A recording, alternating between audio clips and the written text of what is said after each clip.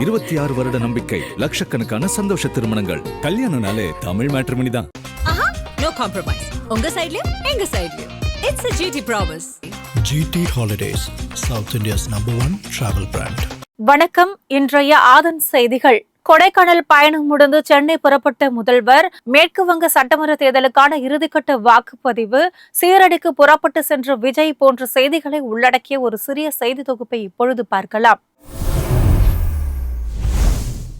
கொடைக்கானல் பயணத்தை முடித்துக் கொண்டு முதலமைச்சர் ஸ்டாலின் சென்னை திரும்பியுள்ளார். சட்டமன்ற தேர்தல் முடிந்ததும் தனது குடும்பத்துடன் கொடைக்கானல் சென்ற முதலமைச்சர் அங்கு 4 நாட்கள் தங்கியிருந்து ஓய்வெடுத்தார். இந்த பயணம் முடிந்ததை அடுத்து காலையில் அங்கிருந்து கார் மூலம் மதுரை சென்று அவர் அங்கிருந்து விமானம் மூலம் சென்னை புறப்பட்டார். கொடைக்கானலில் தங்கியிருந்த பொழுது நாள்தோறும் நடைபயிற்சியில் ஈடுபட்ட முதல்வர் மக்களையும் சந்தித்து கோடை விடுமுறையை கொண்டாடினார். ஓய்வுக்கு மத்தியில் திமுக நிர்வாகிகளுடனும் முதலமைச்சர் ஸ்டாலின் ஆய்வு நடத்தினார்.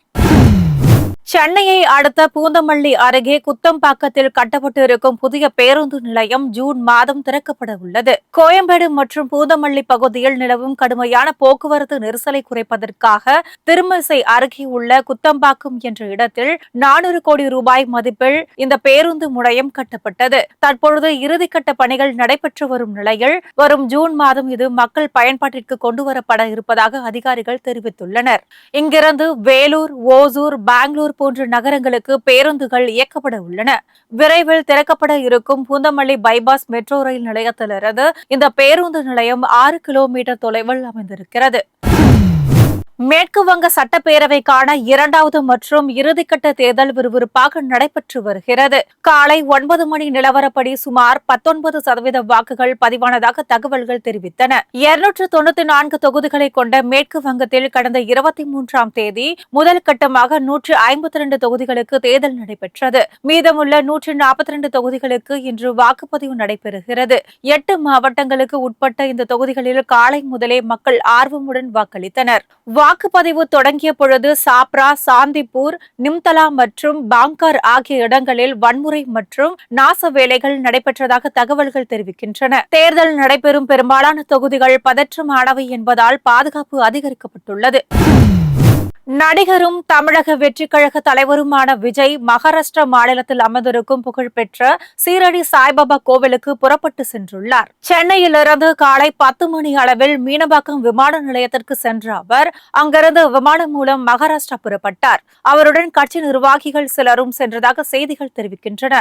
ஏற்கனவே அவரது கோட் திரைப்படம் வெளியானதற்கு முன்பும் கட்சியின் முதல் மாநாட்டிற்கு முன்பாகவும் சீரடி சாய்பாபா கோவிலுக்கு சென்று விஜய் தரிசனம் செய்திருக்கிறார். தமிழக சட்டமன்ற தேர்தல் முடிந்திருக்கும் நிலையில் இதில் முதல் முறையாக விஜய் கட்சி போட்டியிட்டது. தேர்தல் வெற்றிக்காக ஏற்கனவே திருச்செந்தூர் கோவில் சென்று வழிபாடு நடத்திய விஜய் தற்பொழுது சீரடி சாய்பாபா கோவிலுக்கு சென்றுள்ளார்.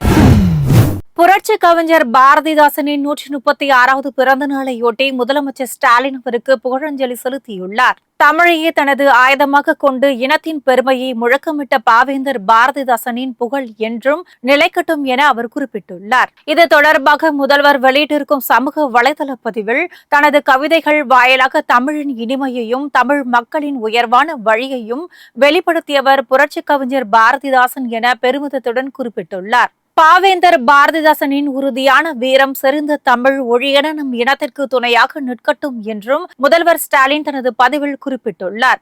இதன் மூலம் பாவேந்தர் பாரதிதாசனுக்கு தனது புகழஞ்சலியை முதல்வர் செலுத்தியுள்ளார்.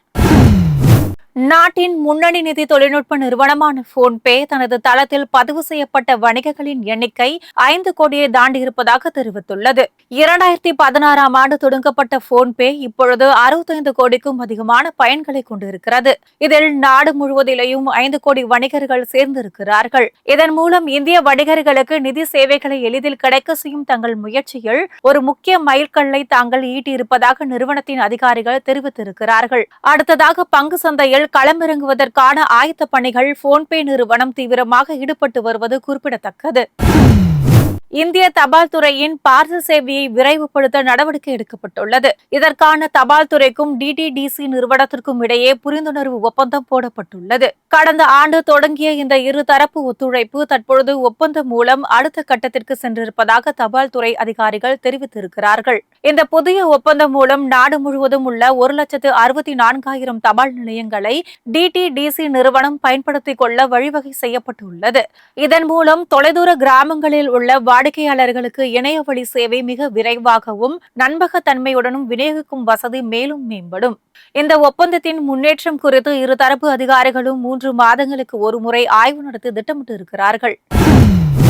ஏப்ரல் மாதத்திற்குள் சொத்து வரி செலுத்தினால் 5% தள்ளுபடி வழங்கப்படும் என சென்னை மாநகராட்சி அறிவித்திருக்கிறது.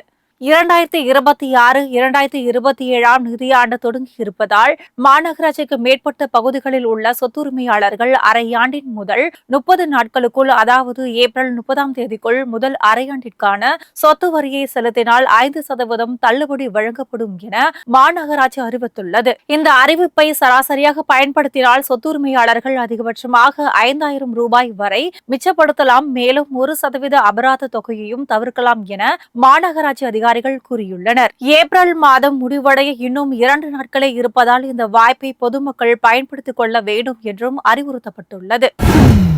மதுரை சித்திரை திருவிழா தேரோட்டம் வழக்கமான உற்சாகத்துடன் கோலாகலமாக நடைபெற்றது. இந்த நிகழ்ச்சியில் பல்லாயிரக்கணக்கான பக்தர்கள் பங்கேற்று வடம் பிடித்து தேர் இழுத்தனர். இந்த சித்திரை திருவிழாவின் 10ஆம் நாளில் மீனாட்சி சுந்தரேஸ்வரர் திருக்கல்யாணம் வெகு விமர்சையாக நடைபெற்ற நிலையில் அதன் தொடர்ச்சியாக தேரோட்டம் நடைபெற்றது.